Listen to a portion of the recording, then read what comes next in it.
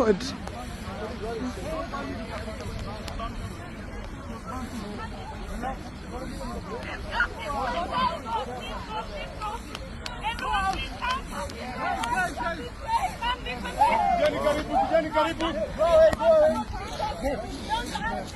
Hello.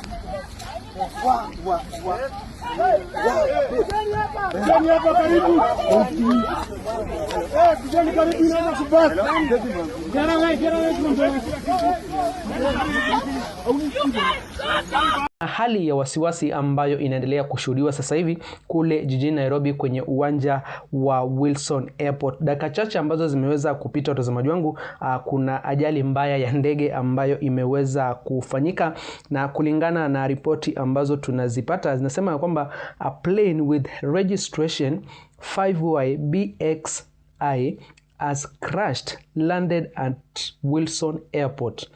The plane belongs to ALS, one of the companies that operates for UN, WFP and ICR flights.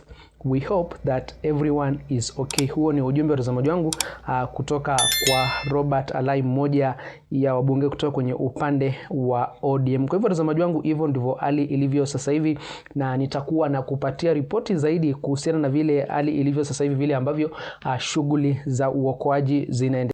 Everyone is safe and we thank God for it. May God keep protecting our leaders. May God protect everyone. All those who are traveling by roads, by air transport, train, all the travelers. May God keep them safe until they reach their destination.